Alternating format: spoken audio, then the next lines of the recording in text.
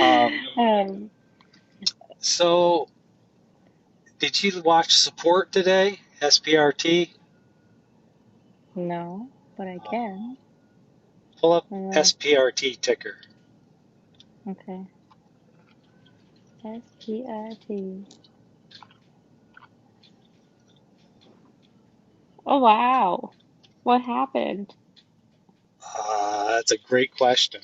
There was no It literally news. just like It just blew exploded. up. It was up at 1.200% today. That's crazy. I was trading. I I put don't on a think I've even. position in there yesterday. I sold a ratio spread. So a ratio spread is basically where you're getting long with one call. So you're buying a call and then you're selling two calls against it. And you can, depending on the volatility in the stock, determines how far away from the price you can get. But usually with a ratio spread, you can get a really, really high break even. So this stock was trading $15 yesterday when I put my trade on. My break even is $45, which Whoa. means when, Like, like to the upside.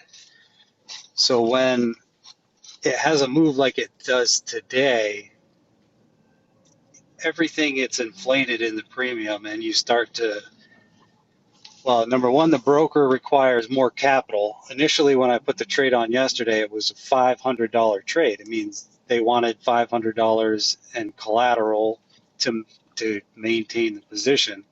But because it's okay. undefined risk, meaning there's no limit to how much you can lose to the upside if it continues to go up, as the price goes against you, the broker increases the capital required to maintain the position because they want to make sure that if you do have to cut it for a loss, that they're not holding the bag at the end of the day.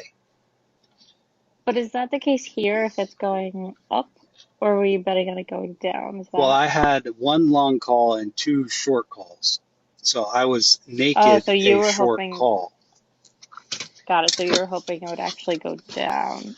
Well, it's Okay. kind of, yeah, it's kind of a neutral to bearish position. You give yourself a range of profitability of, in my case, I make money anywhere from 0 to $45 in that range. If it lands anywhere at expiration, if it's from 0 to $45, I make money because I collected premium when selling the spread. So my risk starts at $45 and above.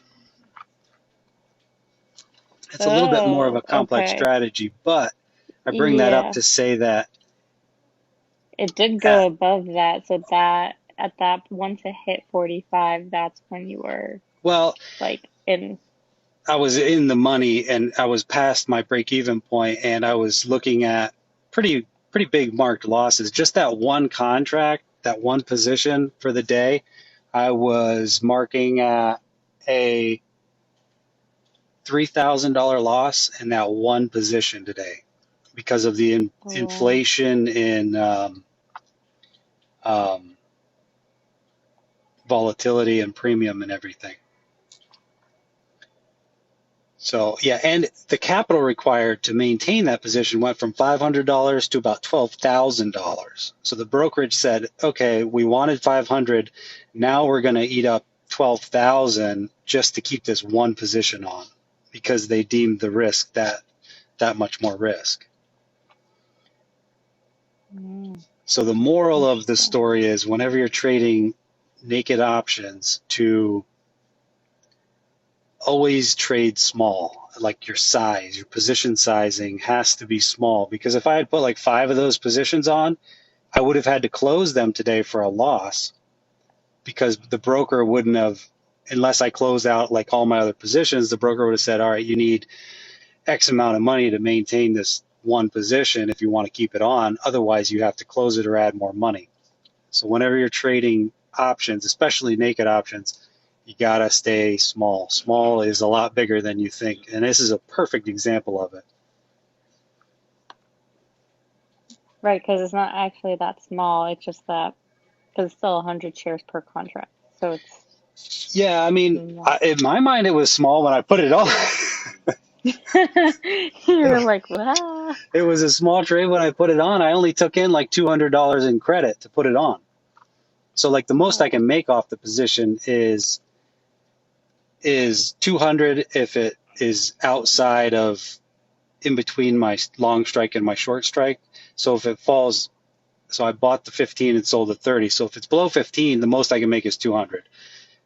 If it's above 15, then you make dollar for dollar. So say it ends at 20, then I make $500. So you make hmm. dollar for dollar all the Well, way up to your short strike of 30. in addition to the 200 or Yeah, in total? In addition. in Okay, cool. addition. Okay, that's helpful. But that's a really kind of complex strategy. I just thought it was really interesting because that's literally all I did today was trade this stock over. Like I must have traded it 100 times a day. I mean, and it's still like I basically I haven't looked at it. What's it at now? double. 31? Okay, It's good. still really like quite We want high. it down in the 30s. 30s is okay. I can handle 30s. I can't handle another like 70 or 65 or 60.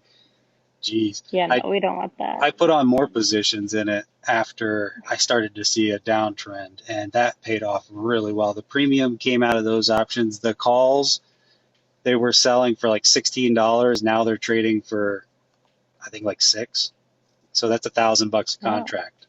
And that's in one day they collapsed that much. whoa.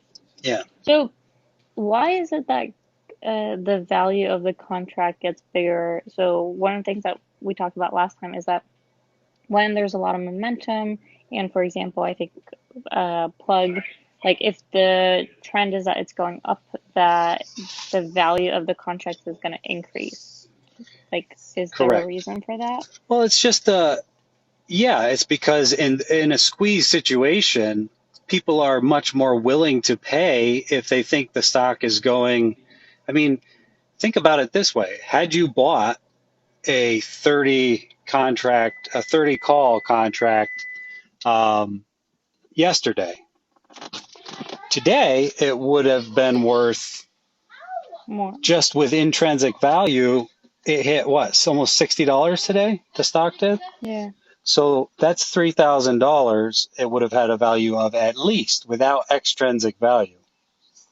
Add the extrinsic value onto that. So the perceived benefit is what people are paying for, and they're willing to pay a lot more in a squeeze situation because everybody knows in a squeeze there's no limit to how high it can go, and the velocity is to the upside.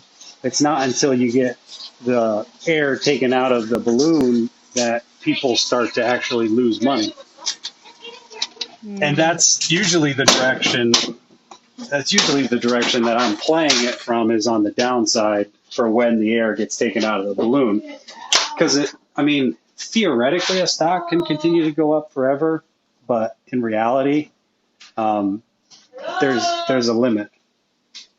Hang on a sec, I gotta kid you. yeah, What? that's okay. What are you yelling for? But yeah, that raised my blood pressure a little bit today.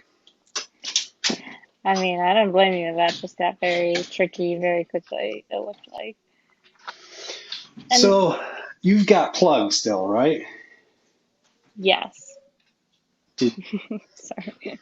did did you sell anything against it or no? No, I wanted to get a few more questions answered before I actually like put it through. Um, the main one being last time you talked about there being specific dates as to like when the premiums were higher and collecting that on them. So basically, Is it yeah, go ahead.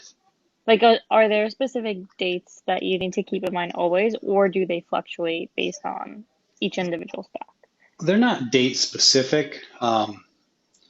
I tend to trade more of the monthly option. So when you look at an option chain, when you open it up, there's going to be a little, usually it says like a parentheses beside it, and it'll say weekly or monthly. Yeah. And I stick to the monthlies just because there's more liquidity to them. But when it comes to like selling a covered call, I think I actually have a plug position on. Let me pull it up. Okay. Or actually, I might have closed it out today. I needed more money to keep The other one going? the other one Yeah. going. Yeah. So plug right now is trading for 26.50. Yes. If you go to trade it, I would be trading, and this is just my personal preference, I would be trading the October 15th cycle, especially if you're planning on holding the stock for a longer term, because it's the closest monthly to 45 days away. And why 45 days? Because it's somewhere in the middle. Probably ideally the best place is around the 30-day mark for as far as decay, and without getting, once you get so far out, you don't get a lot more bang for your buck as far as how much credit you get in selling a call, and you're giving up a lot more time where you can potentially be selling credit in the future if you sell really far out. But if you get too close, then you don't give yourself enough room to get away from the stock price. So if you get a rally up, that you're taking advantage of the rally. So if you sell it too close, you got to sell it like $2 away, and your cost basis might be above that. The most of the decay is happening somewhere between like the 40 and the 20-day mark. And then right at the very end, obviously, it really accelerates. Most people like to sell weeklies, but they're missing out. If they actually were to take the time and look at a decay curve, the majority of that decay is happening in somewhere between like the 40 to 20 or 40 to 15 day period, where most of the premium is going to come out of the option. And it gives you the ability to sell far enough away that you're not locking yourself in. Can you stop yelling? Can you stop yelling?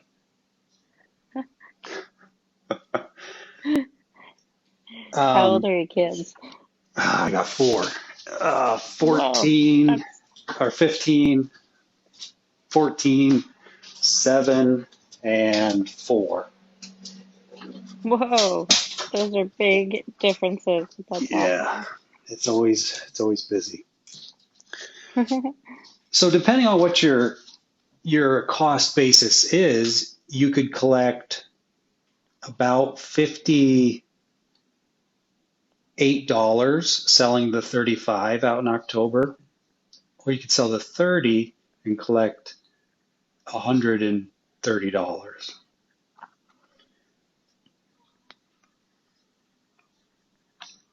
So then, sorry, I'm trying to follow along. So that would be October 15th. Okay, one other question I have. So this is, can I put my screen on this situation here? Okay. Okay, so I have a question because this has the bid and the ask. What, and then the strike. Is Mm-hmm. the difference The is what? bid is what people are willing to currently pay for it, and the ask is what people are asking for it to be sold. So if you're offering it for sale, your offer would come there in the ask column. And obviously, if you're trying to sell it, you're going to try to sell it for more than the person that's buying it wants to pay for it. So the difference between them is called the bid-ask spread, which is Oh, also okay. referred to as liquidity, or the ease at which you can get in and out of a position, because ideally you'll be filled somewhere in between those two prices. So somewhere in the Right, and the middle is where higher you'll get the filled. and is The strike the is theory, the dollar amount that you're willing to sell your stock at. yes. But then is the difference between the bid and the ask times 100 the amount that you'll get for each contract? Is that No, you'll get whatever you get filled at. The bid and the ask are simply, so oh, you've got a bunch of buyers on the bid side and a bunch of sellers on the ask side. And the published bid and ask is usually pretty close to somewhere. It's currently what's being the best, usually the best. Sometimes it's not the best, but it's usually the best offer available on either side. okay. And in order to get filled, you want to try to go somewhere. If you're selling, then you want to start at the ask and tick it down penny by penny until you get filled. You can let it Uh-huh. sit at the ask for like 5 minutes. If you don't get filled, you tick it down a penny because that penny is actually a dollar. And then if you don't get filled, tick it. It's called price discovery. So think of it like a Okay. stock. When you have a bid and an ask offer, you're not gonna just automatically hit the ask because then you're gonna be paying more than, unless it's a really liquid stock and they're only a penny wide. But if it's a stock with some kind of spread, a difference between those two, you're gonna want to make a bid somewhere in between the bid and the ask to get filled, or you can just set it to where what you want to get, and as the stock goes up you'll get paid more for that contract. So if you get an up move like we have today, if you click on the actual, so click on the 30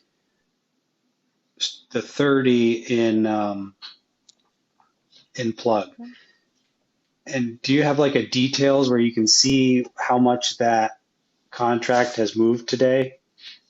Is there like, because I don't use Webull. There should be some way This where you is can actually look at the details of that particular contract. like that. Yeah, does it have a Hmm. percentage move on there for the day? Yeah, 11.66%. So that means the value of that contract is 11% higher today. So it went up, 15 cents today or $15. So if you sold that today, you're going to get 15 more dollars than you would have had you sold it yesterday. And that's because the stock is 70 cents higher today. And that's why you want to Okay. sell your calls into up moves so you get paid more for the contract. You can't always sell your calls into up moves. When you're being defensive, sometimes you have to sell into down moves, just because sometimes you don't get up moves. Yeah, that's fair. And then one other question. So on this side, we have the volume of contracts. Correct. Is it always the case that you're going to have the most volume almost at the price that it's currently trading at? Typically, the Or, most volume will be, it's not always the case, but typically you'll see the most volume close to what they refer to as at the money. So that $25 mark is the closest to at the money. So like if you were going to try to sell something as close to possible to the current stock price, that's the at the money.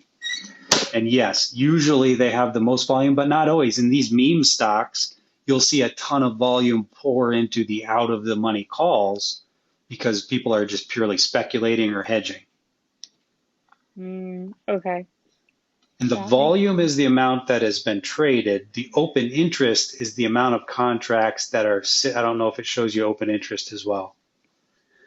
Mm, I don't know. Schwab is honestly very outdated. Open I interest, used yeah, to, 4,364. so that's how many contracts are currently outstanding, meaning are written at this time. So like a person could be, so the volume can be less than that or it can be more than that. If the same contract was traded 10 times between 10 different people today, the volume could be higher than the amount of actual outstanding contracts if people are just trading contracts back and forth. The open interest is the total number of contracts that are outstanding, and it's a good gauge to determine liquidity. If there's a lot of open interest in a stock, that means there's a lot of contracts out there that ultimately need to be closed on that strike at some point. So you're more likely to get filled at a better price in stocks that have, or at strikes that have a higher open interest and volume. Okay, okay. I believe I follow that. It's similar in stocks where it's like the more volume you have doesn't necessarily mean like it can be trading just back and forth, but there's more trades going on in Yeah, either direction. Okay. that's kind of the same with the volume for a contract. The volume, it just gives you an idea of where people are trading that day, which contracts they're trading. And open interest is just a gauge of overall liquidity. How many contracts are still floating out there in the market ether that need to be closed at some point? They could be long, they could be short. Well, they are both long and short because for every Yeah. contract you have a buyer and a seller. But people's positions could be long or short. Usually, when people think of all these open contracts, if they're calls, people think that, well, everybody's bullish on this stock. But that doesn't make any sense when you think about it, because for every contract that someone owns that is a call contract, that means somebody had to sell it to them and they're on the other side. So when people go out there and they make Yeah. these videos about, look at all the volume in this call that came through today, and this stock's going to the moon, and they use that as a logic or reasoning behind that. Well, guess what? For everybody that bought one of those contracts, there's somebody that sold it to them that is taking the exact opposite side of that position. So it's not losing battery power. You can't use it like people try to on TikTok. Okay. I believe I'm checking. And then one other question on this. So like let's say I do buy the October 15th, let's call it the 30. Do I have to wait until the 15th for it to like run out of time? No. So you would want to sell it, not buy it. Sorry, yes, to sell the Um, call but for, no, you don't have to wait. So if the stock continues to sit kind of sideways like it has been, plug hasn't really moved up, it hasn't really yeah, moved down, it's kind of traded sideways for like the last month. It's gone up, it's gone correct. down. If it continues to Yeah, do that for a month from now, then you can buy that contract back and it'll be a fraction of the price if the stock really hasn't moved. So you could probably buy it back for like maybe 40 cents in a month from now. And that difference in price is profit that you made on that call. You still own the stock, and you can buy it back for a fraction. And it just reduces the cost of your shares by, say, 125 minus 40. So like yeah, you made 75, I'm not good at math, I 85 got you. cents. So I got you. $85 cheaper. So I mean, and when you look at the price of this stock, and if you're looking for like a long-term hold, when you consider that $50 off of the price of this stock it's not a nominal amount. It's a pretty big percentage of the overall stock price in the long term. So if you're looking at holding this stock for say 2 years and you were to collect every 40 days $50 on it for 2 years, that's 700 days. 40 into that 700 is, you've got almost 20 different times that you can sell, or no, yeah, 20 different times that you can collect Yeah, $50. So that's $10 in, and you're giving yourself a lot of room for the stock price to move up. 35 is $9 away. So you're still giving yourself $950 worth of profit potential, or with the 30, you're giving yourself, another $400 worth of profit potential. But the big thing is you're protecting yourself to the downside. So if the stock doesn't cooperate, winners are easy. Winners are very easy. You just sell the stock and you made money. But the losers is what nobody really knows how to manage. The losers over time, you can take this stock and it can sit sideways for 6 months and you made $300 by selling premium against it, whereas everybody else that just owned the stock, they wasted all that capital for 6 months.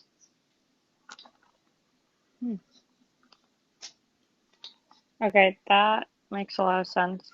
So what we're saying is I can buy but sell the call, and then if it continues to trade sideways, then I will buy it back at a lower price and then pocket the difference.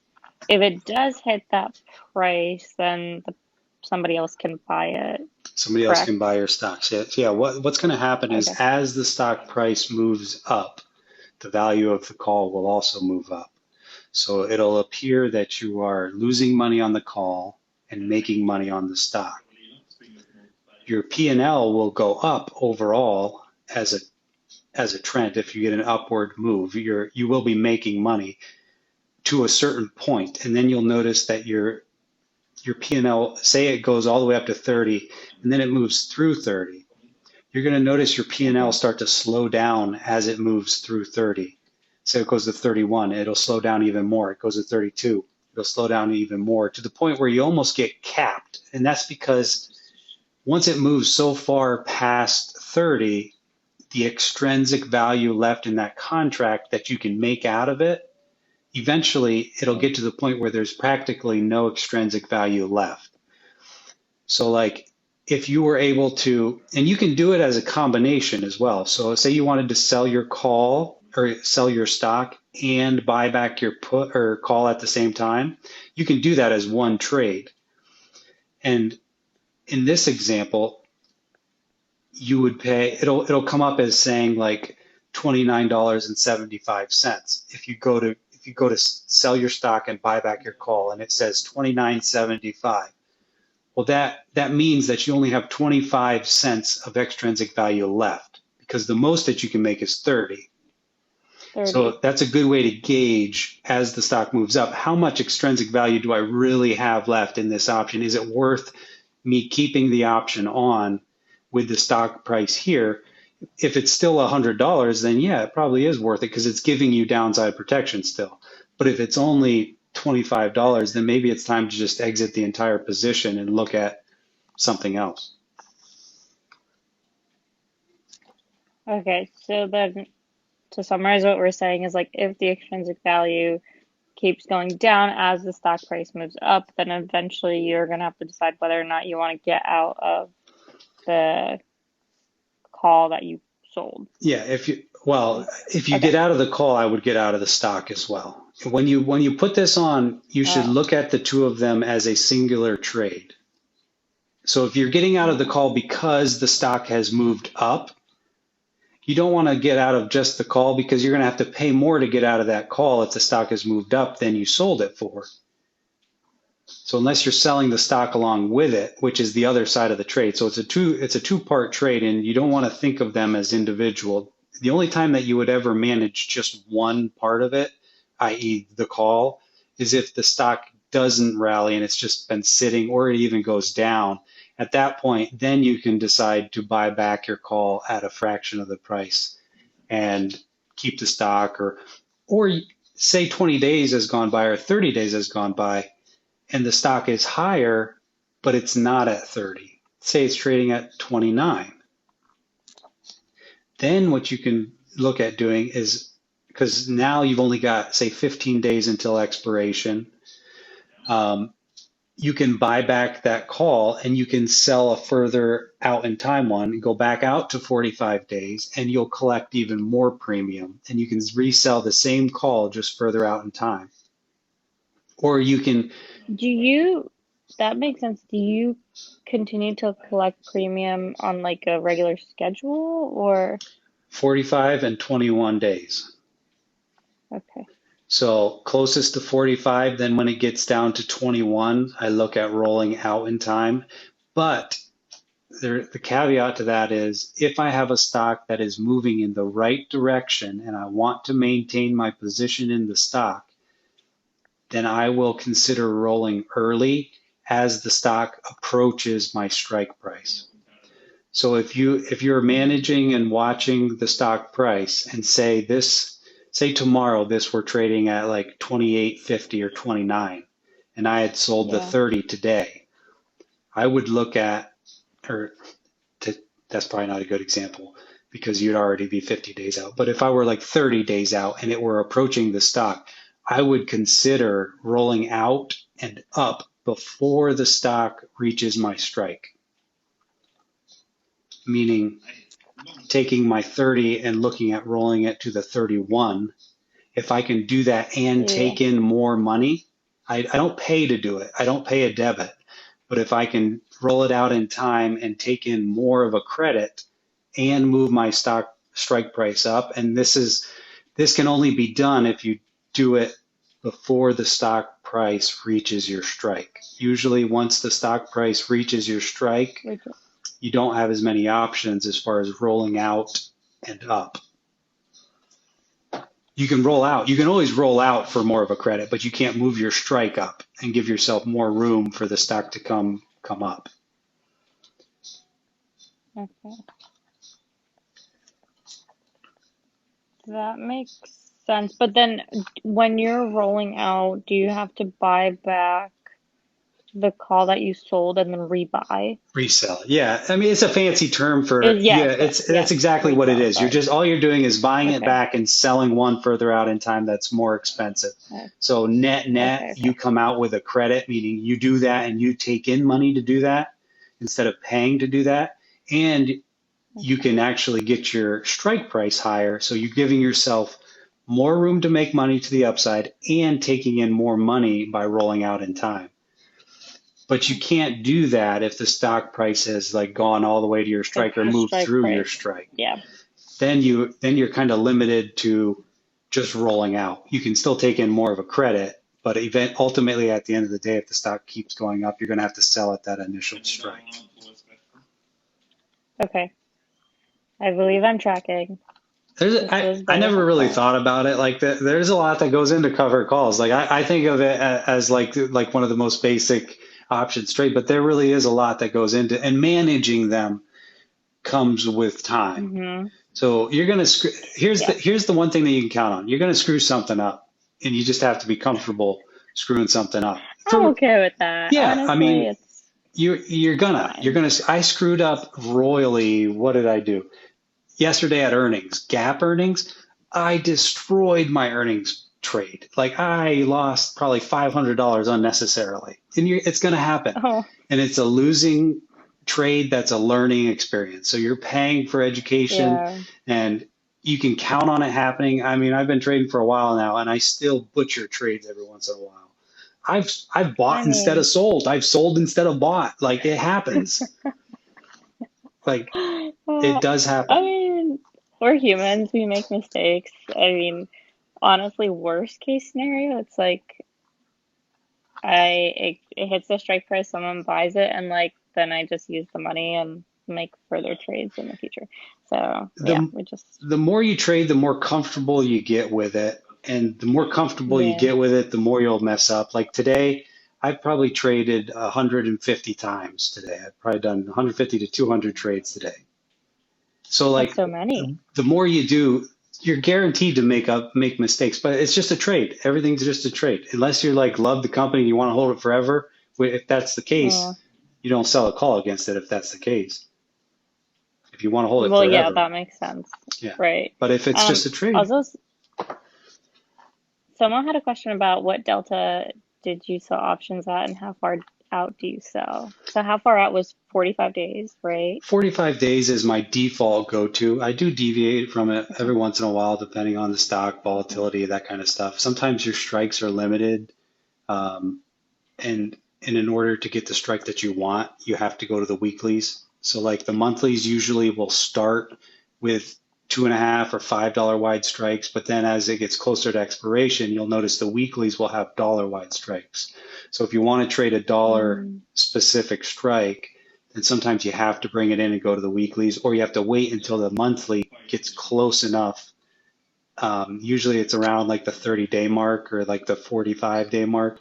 Then they'll add more strikes to the option chain and give you a little bit more movement as far as if you want a specific dollar or if you want like a specific width if you're doing a spread. But in general, if I'm doing a call, the default industry standard for a covered call is usually 30 delta. okay. So for me, I'm very defensive. If I'm buying a stock and selling a call against it, I frequently will sell the 50 delta or the at the money. So I would prefer to have more downside protection because I'm a terrible trader and I'm wrong a lot. So, and I know that. So I would rather have more downside protection in exchange for upside potential. So when I'm wrong, it doesn't hurt as bad. When I'm right, I don't get as big of a reward. Got it. So you kind of play in like a middle space where it's Yeah, like something that you feel good about, but not most anything people would like, look at what oh I my God, I'm gonna do. lose my mortgage. Exactly. Most people would look at what I Yeah. do and think that I'm not giving myself enough room and that I'm doing covered calls wrong because I like the downside protection that they offer, especially if it's a new stock that I'm getting into and I've never owned it or traded it before. Sometimes I'll even sell the in the money call. So you can sell Oh, below where you bought the stock and give yourself even more downside protection. You can only make the extrinsic value in that option is the most you right. can make if you're selling below the price that you bought it. So say you bought plug at 26 and you sold at 25. Well, if you're collecting $2 for that 25, then the most you can make is $100. But your break Yeah. even is also 25. Excuse me, 24. So, 24. So your break even yeah. is $24. Even though you bought it at 26, you collected $200 against it. So you don't start to lose money until the stock Mm, drops mm, below at 24 and you gave 24. yourself room to make $100. Hmm. So that's a defensive way to enter a new stock. Gives yourself a chance to make some money if you're right and it goes up. You're not going to make a ton. There's a limit to how much you can make, but it lets you get into a new stock and feel better about it with some profit potential and more downside protection. I like that one. I I, don't think, I but like it. for It lets me example, sleep better at night. yeah, well, yeah, that definitely. But like in the case of plug, because I already own the stock in that scenario, I wouldn't be better off Yeah, doing it that way because then I would be losing even yeah, further on the extrinsic value. unless you're Okay, trying to cool. get out of the stock, you wouldn't want to do that. Yeah, Like, say okay. you bought it at like $30, you'd want to sell something at 30 or above. Or if you bought it at 35, you'd want to sell Yeah, something yeah. at 35 or above. At a certain point, you have a loser on your hands, and it's about reducing the amount of loss as opposed to Correct. making back your money. And at that point, Yes. sometimes you do have to sell below your cost basis. So like But then, if you so bought plug at let's 40, say, right. then you'd have to sell 35 in order to collect anything. That would be like the least you could sell, unless you wanted to go out 2 years from now. Well, yeah, yeah, yeah. But then, so in that scenario, would it make more sense to get as close to, let's say, the average that you bought it at, or would it be better knowing that the contracts usually are worth more at a like a closer to the at the money, right? Because if it's trading, let's say around 26 right now, if you're trying to sell for 30, you're probably gonna get a higher premium than for 35. Correct. So would It in all de- let's say your average cost was 40, does it matter? it all depends on your opinion in the stock, your desired position in the stock. Do I want to keep the stock or do I want to cut my losses? Do I think it's coming back? Mm, Do I want to give myself the opportunity to make back the most money, or do I want to reduce losses aggressively? The more aggressively you want to mm, reduce your losses, the closer to the current stock price that you would sell.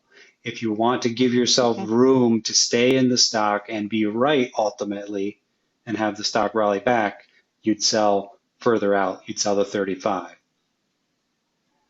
So okay. it's completely dependent on what your opinion is and what your intent is. Yeah, that makes sense now. I think like originally when people were talking about cover calls, I was like, oh, like maybe there's just like a general rule of thumb that everyone should follow, but like that's not actually the case. No, because like I have Yeah. positions that have done nothing but gone down since I bought the stock, and I've done nothing but sell calls, sell calls, sell calls, and I've reduced my cost basis 10 dollars or more in the stock just by selling calls. But now I'm to the point where I might have bought the stock at like 30 and I'm selling the 18 calls in there because it's just gone down and gone down and gone down. And all you're doing Yeah. is you're you're fighting your darndest to keep yourself somewhat close to that cost basis. And over time, you do bring your cost basis down, but it's a game of how much am I willing to go below my cost basis to give myself protection to the downside, knowing that you might get your face ripped off to the upside and get stuck in the stock. So it's Yeah. like it is a Or like balancing at what game. point like do you just like Cut your take your losses. loss? Yeah, Yeah. if you're going to take your loss and you want to take your loss, then you're better off just selling the at the money or close to at the money and saying, I want this stock gone out of my portfolio. I want to collect as much extrinsic value in the meantime to get rid of it. And just every month or every week, sell that at the money and keep doing it over and over and over until it's gone. Because eventually, if you keep selling the at the money, I mean, the stock's going to rally It'll one it one week, and you're yeah. going to be gone. Yeah. You're going to have the stock called away. But you never know. You might collect $200 or $300 in the meantime doing that week over week.